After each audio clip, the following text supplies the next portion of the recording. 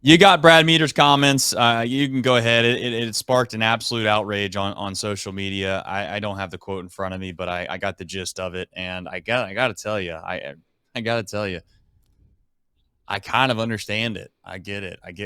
I got the comments, but I guess we'll get into that now. All right, so kind of a lot. So first, most of it was reported by Charlie Goldsmith, and then Mark Sheldon came in and had some additional reporting today. So basically, the gist of the comments: Reds looking for short-term help, could trade some prospects, but they are not trading top prospects. Now, what is a top prospect? That remains to be seen. Reds could be both buyers and sellers. That was the wording from Mark Sheldon today. That's an interesting point of this. They are talking to every team now. This one kind of feels almost contradictory to the could be both buyers and sellers. Players in clubhouse know we are in this together. So that makes it seem a little weird that you would be sellers while you're telling your clubhouse we're in this together. Still don't know how much payroll flexibility they have. I think that was the one comment to me. It's just like, why would you even put that out there? Like, that's just what why are you putting that out there that we haven't figured out how much payroll flexibility we have? That probably would have been one just to kind of steer clear from. But I don't know. For me, I mean, these comments are pretty much like, should have been what's expected. I mean, the Reds in 2022 laid out a plan, and basically this falls in line with their plan.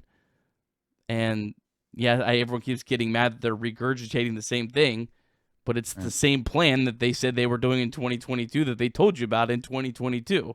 This is it in fruition. And I don't know if you remember this, Trace, but the very first time we ever did a show together, I said, is I wanted to make sure I made it clear right then and there. The Reds have to do two things at once. They have to try to win, and they have to also still look to the future. That's the only way that this whole thing will work. And that's what they're doing here. The issue that they have, and I guess the ultimate test is going to be on two things. One, the ownership group, of whether or not they can continue to withstand the fact that people are going to say that they don't care about winning. When, in fact, I know this sounds absolutely absurd. I think that there's a little bit of heart there to win.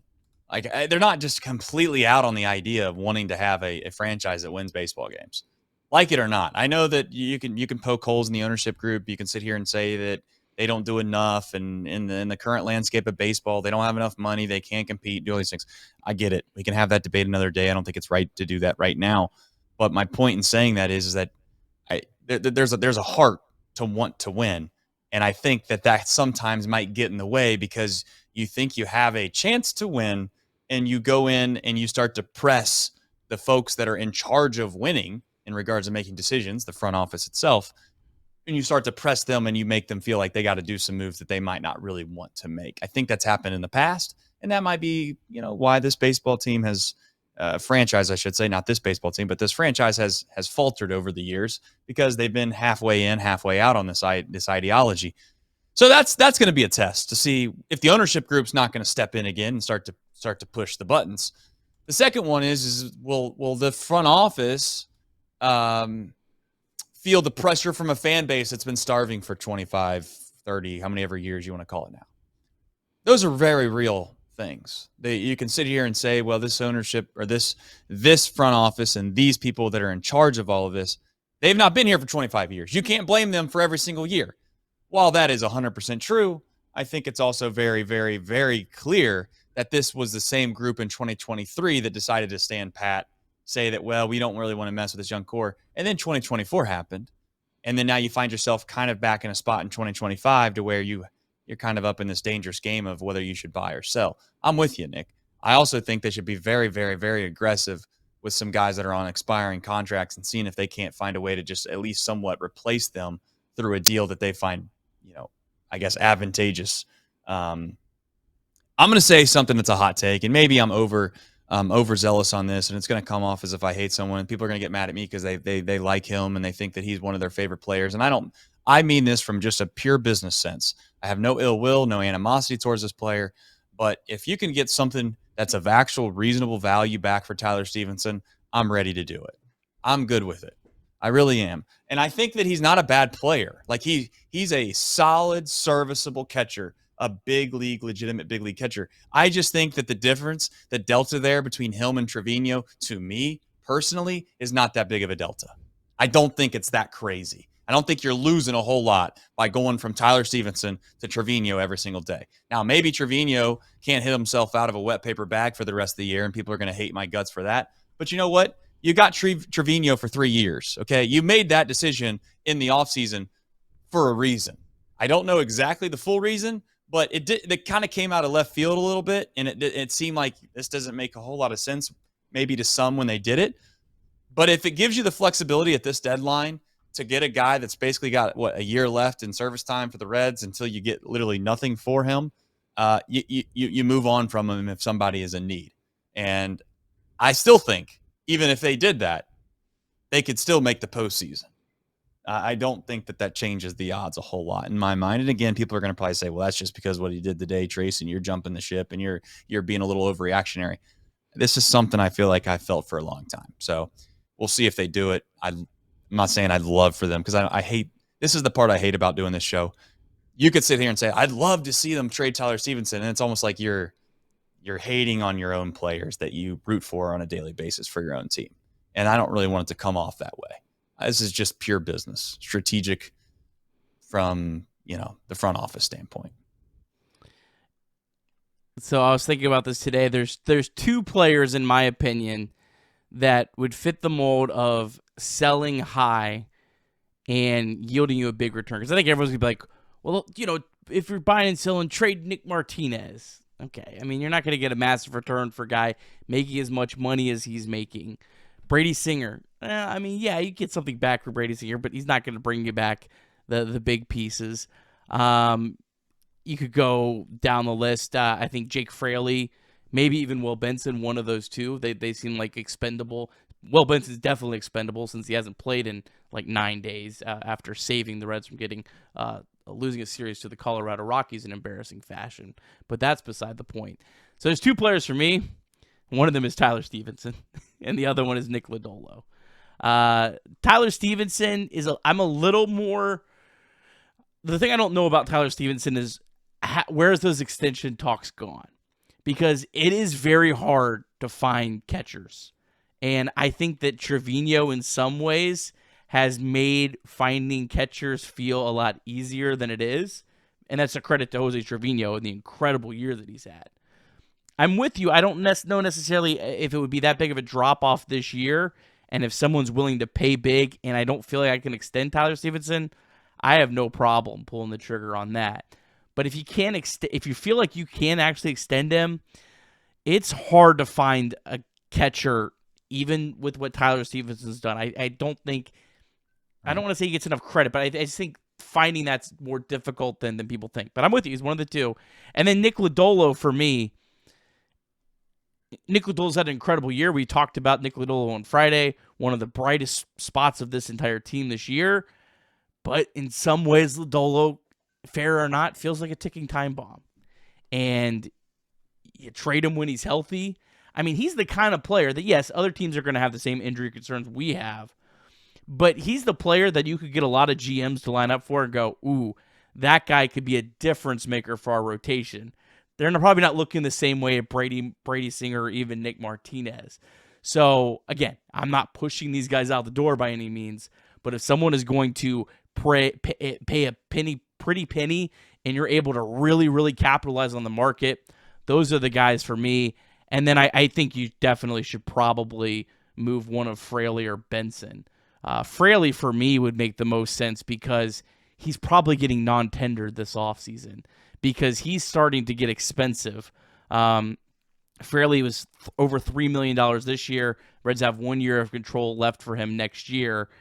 I don't think they're going to pay Jake Fraley $5 million next year. I don't know if anyone else thinks that. I don't think that. Whereas Will Benson's still very cheap. He's making $600,000 this year. He just barely gets into arbitration. He'll probably make just barely over $1 million next year. Still has an option next year. I would rather keep those kind of players. But if you're not going to use him and someone's going to give you something for Benson, I think Benson has more value than Fraley because of the years attached to him, then yeah, I'd be open to that. But Fraley might feel like nothing. But Jake Fraley is a very similar to Tyler Naquin in 2022, and the Reds turned that into one of their top prospects right now that is now kicking on the door of making the major leagues.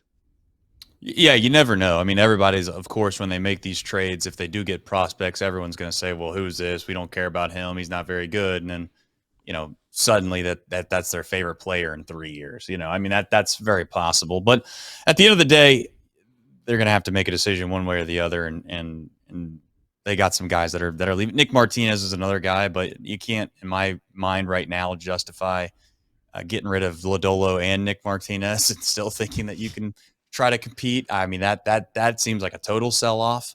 And that's what kind of stinks, if we're being completely frank, about the injuries that are Rhett Louders of the world, right? Like, you kind of just cast that off into the sunset at the beginning of the season because it's just not here. It's not in front of your mind. It's not present. But you lose out on the ability to possibly go and kind of sell on some assets that are going to expire at the end of the season because you have some injuries in some key spots. So, yeah, I mean, it'll be interesting to see how it goes. It's a great point on Louder. I mean, his injury is big, obviously, for the production, but just the fact that, I mean, it's definitely prevented you from selling. So a big piece of this is where the Reds at with Hunter Green, which is our next topic. I don't want to jump too far ahead. Let's do it. Is there anything else you want to unpack here on the Meador comments? Was there anything else there? Let's talk. Let's try to be a little more positive here, because we talked about sellers. Let's talk a little bit about buyers. Okay, for me, right. My first priority is bullpen. That's priority 1, 2, and probably 3, and then it would be like looking at a right-handed bat. If Luis Robert becomes available and isn't a crazy price, yeah, I'd buy low on Luis Robert now. I think that'd be awesome after you pass on him in the offseason when his price tag was high, and then you buy him low. I mean, that is exactly what you want your baseball team to do. But I don't have to have him. You have to have bullpen help for this team to have any sort of a chance. And that is the one thing this organization has been able to get. Well, if you're going to go out and buy, I'd much rather buy on some guys like Luis Robert, who are looking for a bounce back to maybe their former self, or there's questions on whether or not they can become their former self. Because at the end of the day, as I've said before, in order for this team to do something meaningful, they're going to have guys that have higher ceilings that can play at those ceilings, right? Like, I don't think that we're going to get anywhere by playing the mediocre level baseball that we have played all season for the most part. Now, some are going to say, you know, we're better than mediocre, et cetera, et cetera. Well, if we're better than mediocre, then now is the time to showcase that, and we must start playing at a much higher level, in my opinion, to do so. So, yeah, I would be all in on going and getting some guys that have high ceilings. In regards to what we need, I think it's relatively evident. It's what you just said. I think that you have to find a couple more arms. If nothing else, it's a depth thing in the bullpen, because I think people just undervalue durability and how many times you have to rely on guys during a season in the bullpen. And then all of a sudden, you know, let's just say September rolls around here, and not that, you know, it's not going to be that long here before we get to August and September. And everyone's going to be like, what's wrong with Tony Santillan? We can't rely on him. What's wrong with, you know, Barlow? What, you know, we can't rely on Barlow. Let's DFA him. People are going to start shouting. It's like, these guys have been excellent. The problem is that every single time you get in a high leverage spot, you have to go to them, a la Fernando Cruz. Like, by the way, Nick, like, Fernando Cruz, pretty good off. Still is a pretty good pitcher. He just happened to be, you know, drugged through the mud last year for so damn long that, yeah, he ended up struggling. So it feels to me that this bullpen is on thin ice. We are on extremely thin ice. And I am very thankful that Emilio Pagán survived the other day. I am very thankful that Santillan continues to kind of get out. I'm very thankful that Barlow got out of basically a Houdini act the other day. Oh, by the way, I don't know if you remember this, but Emilio Pagán also got out of a Houdini act right before the All-Star break against the Colorado Rockies. This stuff, like, people just think that this stuff just goes away. Like, oh, it's, you know, it's not that big of a deal, because the outcomes have been good. But I got news for you, Nick. What would everyone be saying if if Barlow doesn't get out of a bases loaded jam against the Rockies, if Emilio Pagán somehow gives up 1 or 2 runs against the Rockies when he has first and third with nobody out, and then all of a sudden Juan Soto's ball is 5 feet left the other day and it's a home run, all of a sudden now we're supposed to believe there's a problem. I'm not saying that you should be on one end or the other. I'm just clearly illustrating that we're 1 or 2 swings of the bat results away from people being completely different narrative on this whole situation. That is the bullpen. So not to be negative, just to say, let's go out and get some bullpen help. And you know what I'm going to say? The most positive thing that there is that I feel like now I can ride or die. You know who the best acquisition this team has gotten all season? Noel V. Marte. That's who. That's who has been the best acquisition all season long. If that guy plays the way he's been playing, we did go out and get a big right-handed bat. Now, to be very clear, we can't keep on relying. I better not hear that our big bat that we got is a Sal Stewart. I'm tired. I'm just saying, I'm tired of putting these prospects in spots when they come up here that they're supposed to be the saving grace. When Rhys Hines come up here and he doesn't, he doesn't go 6 for 12 with 3 home runs and 3 doubles, then all of a sudden everyone's like, well, he strikes out too much. Get this guy out of here. They're not supposed to be the saving grace. They should be additional pieces to an already solid baseball team. Will Benson, I don't get it totally. I'm not going to sit here and sound like I'm basically related to the guy because it seems like every time I get on this show, I'm always trying to defend him. And I'm always trying to be like, why in the hell does this not get, what's this guy got to do to continue to get an opportunity like some of these other guys do? I'll just say I don't get it. And I'll leave it at that. I'm glad Jake Fraley has played well as well, to be clear. So, I guess it worked out. Tito's smarter than I'll ever be. Jake Fraley is a better player than Will Benson, apparently, to Tito. That seems evident. But maybe you can convince me that they want to give Jake Fraley some at-bats because they want to ship him off at the deadline and they can't just sit him on the bench. So I don't know. I don't know what to believe because it does seem like Tito does not. I'm going to be very rude here. It seems like Tito does not like Will Benson. Just that's the way I feel about it. It seems that way. That's the way it feels, but I could be wrong. Well, we'll see. I guess we'll find out. I mean, every pitcher on Fangraphs, they are 8 games out are all right-handed pitchers. So if it stays the same, there should be more opportunities. And there was only one right-handed pitcher all weekend. I think that Benson might be that guy that is more of a roving player that gives Austin Hayes and Matt McClain and Spencer Steer and Marte a day off, and they move guys around to kind of get him in there. But I don't know. I think he should be a little higher on the pecking order. Don't you think Will Benson, though, with all due respect to Gavin Lux, he's been very, very good this year. I mean, I'm trying to be nice, right? He's been overall standpoint, you could make the argument that Gavin Lux is a much better hitter than Will Benson if you'd like. I'm not saying that that's the case, but in a spot that they were in this game, it seems like an easy decision to me. I think you put Will Benson in there and you pray he hits a home run. And that's no disrespect to Gavin Lux. Yeah, I think I'd rather have Benson. Was runner on first, I think, when he pinch hit. Yeah. So you pretty much need an extra base hit to realistically score. You're facing good relievers. Stringing together hits is difficult. Yeah, I think I'd certainly prefer Gavin Lux if there's a runner on second base and you need a base hit. But when you need an extra base hit, yeah, I think Will Benson's heads and shoulders better in that spot. So it's just the fact that he wasn't used once all weekend just felt very weird to me.